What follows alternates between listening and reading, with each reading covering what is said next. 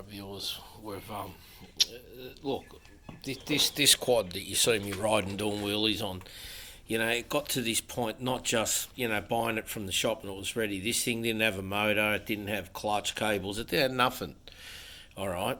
And the shock was torn. I've just replaced the shock with a new one.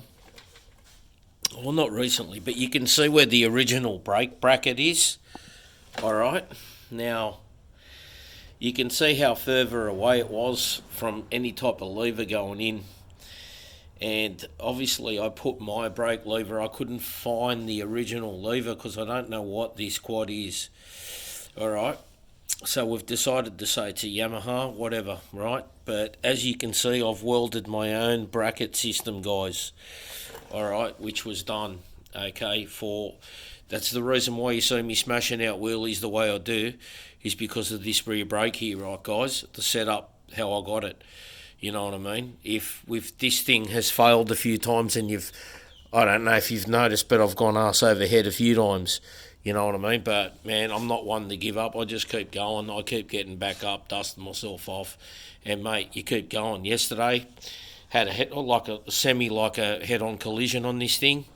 Went straight over the handlebars. It was pretty heavy jerk. It came out with minor scratches and stuff. What do you think you're doing? You never touch another man's tools. I'm not touching another man's tools, I'm touching my man, so... Got me. Pick that up and dump it. Alright, now, so what the dilemma is here is when I've put the new shock in and raised it, so it's been raised. If you have a look at this thing now, she's fucking raised, man. Guys, she's raised up off the ground higher now. Alright, so she's up off the floor.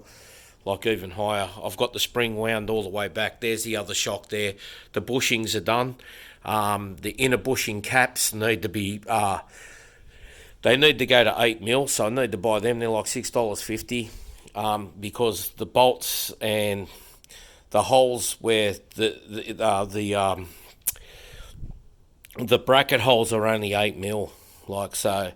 When I put those bushings in there, I mean that shock in there, it's 12mm space inside those bushing cappings, and man, there was play. And what it done was it worn out the bushing, and so the bushings need to be replaced. That needs to be serviced, and it needs to be wound all the way down to match this height that we're at. But the dilemma is now, guys, that I've raised it.